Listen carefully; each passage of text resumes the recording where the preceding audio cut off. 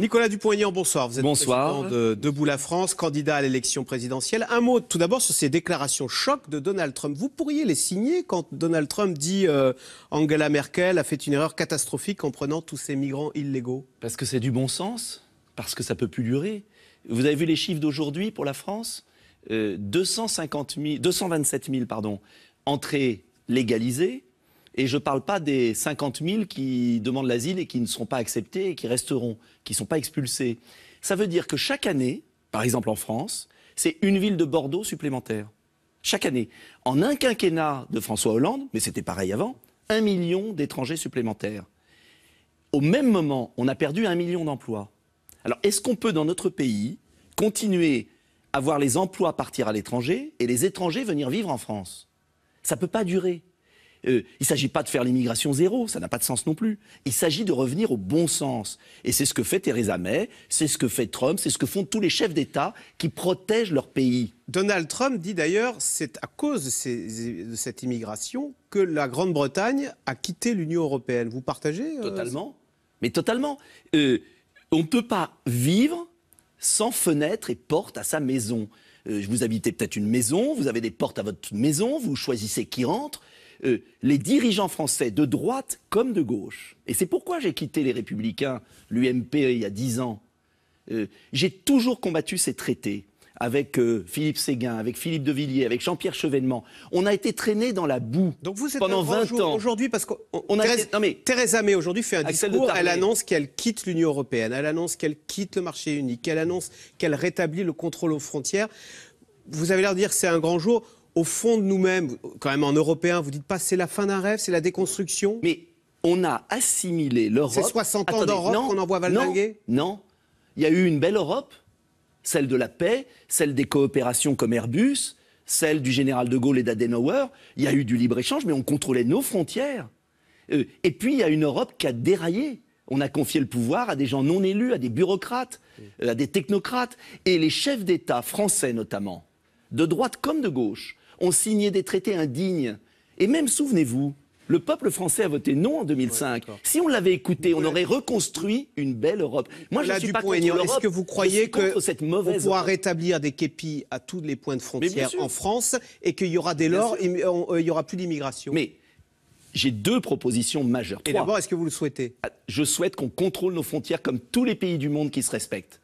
Ça n'empêchera pas. On va faire un mur comme Donald Trump? Mais pas un mur. En Angleterre, il y a des postes. Vous prenez l'Eurostar, on vérifie votre passeport. Vous rentrez pas dans une passoire. La preuve que les Anglais sont pas contents de cette situation. Non, mais puisqu'aujourd'hui, ils disent alors qu'il faut montrer. Vous avez raison, en Angleterre, il faut montrer son passeport. Mais ils veulent aller plus loin. Ils veulent contrôler et ne plus accepter de migration, de peuplement.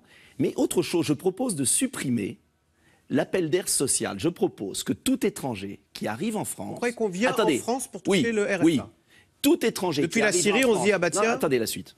Tout étranger qui arrivera en France, même membre de l'Union européenne, roumain, polonais, espagnol, portugais, devra travailler 5 ans avant de percevoir la moindre aide sociale. Est-ce que vous trouvez normal qu'un Bulgare, dans le pays, en Bulgarie, le SMIC est à 179 euros. 179 euros. Il vient en France, au bout de 3 mois, il peut toucher le RSA de 500 euros. Il peut toucher, pour sa vieille mère, 800 euros de minimum vieillesse. Est-ce que vous trouvez normal qu'au moment où les impôts ont explosé dans notre pays, on distribue l'argent des Français comme ça? Ça ne peut plus durer. Alors ça, c'est d'ailleurs l'une des propositions de Marine Le Pen. Est-ce que vous la rejoignez aussi? Elle a répété ce matin sur l'idée de sortir de l'euro. Elle dit même qu'il faudra rétablir double monnaie, le franc et l'écu, qui était l'ancêtre de l'euro. Ça va créer une panique financière. Vous l'assumez? J'ai une différence avec Marine Le Pen. Et je vais être précis. Marine Le Pen dit Frexit, comme le Brexit. Moi, je dis, on dénonce les traités, on les suspend et on renégocie une belle Europe avec 2 règles très simples. On contrôle nos frontières, on met fin à la libre circulation. Donc on ne peut plus aller en Allemagne tranquillement? Si, mais comme on va dans tous les pays du monde. D'accord. Mais on vérifie qui rentre en France. En revanche, je veux des développements de coopération, comme on a fait pour Airbus. Pourquoi pas le faire, par exemple, pour l'aide à l'Afrique? Parce qu'il ne suffit pas de contrôler nos frontières, il ne suffit pas de supprimer les aides sociales, il faut développer les pays d'origine. Je veux un grand plan Marshall pour l'Afrique. On peut inventer les produits de demain. Et sur Moi, l'euro, je ne suis pas contre l'euro. Vous êtes pour la sortie de l'euro? Je suis pour la refondation d'une nouvelle monnaie. Ça veut dire l'euro-franc. L'euro-franc, non, on gardera un système européen. Et puis, on pourra ajuster.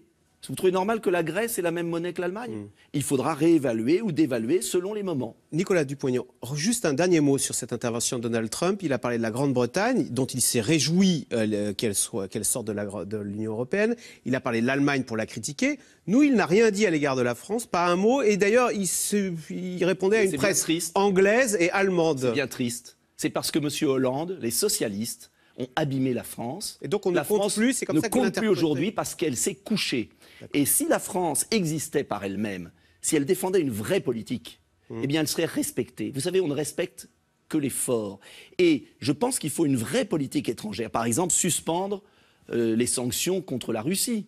Absurde.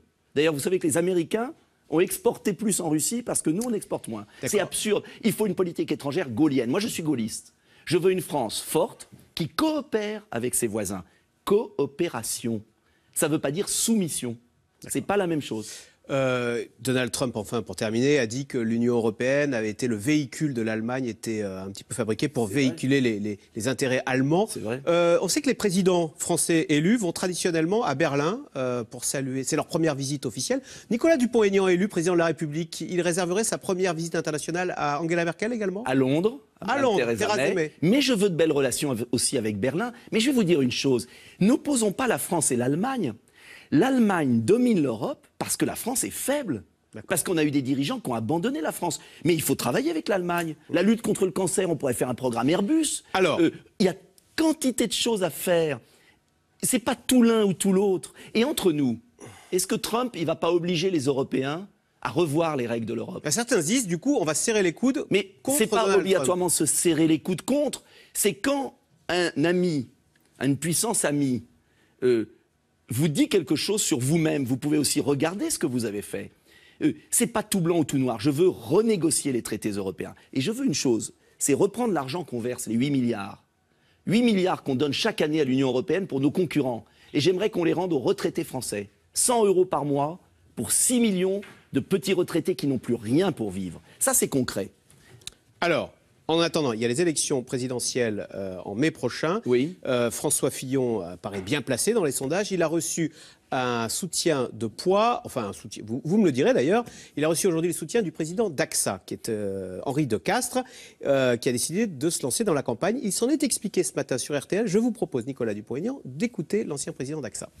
Je sais que je ne vais prendre que des coups. La solution de facilité pour moi, ça aurait été de rester dans mon confort de patron, ici ou ailleurs.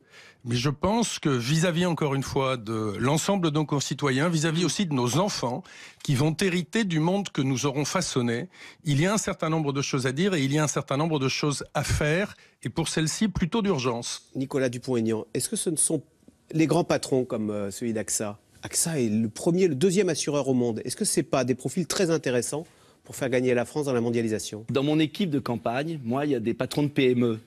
C'est-à-dire des patrons qui ne gagnent pas des dizaines de millions et qui sont sur le terrain. C'est pas bien de gagner des dizaines de millions? Je n'en lui en veux pas et c'est très bien qu'il aille chez M. Fillon. Et d'ailleurs, on comprend tout. M. Fillon voulait privatiser les petits risques de la sécurité sociale. C'est sans doute AXA qui lui a soufflé l'idée. Il a dit que ce n'était pas lui. Oui. Eh bien, moi, je dis aux Français, méfiez-vous. Ce ne sont pas ceux qui ont créé les problèmes depuis 20 ans, que ce soit M. Fillon, M. Macron, M. Valls, qui vont les régler. Et on peut changer la France et on peut la redresser. Rien n'est perdu, tout au contraire. Merci beaucoup Nicolas Dupont-Aignan, donc président de Debout la France. Merci. Vous restez avec nous tout de suite. Caroline Roux qui revient sur les déclarations de Donald Trump, donc contre Angela Merkel, mais qui se réjouit du Brexit. C'est dans l'air, est intitulé ce soir « Trump défie l'Europe ».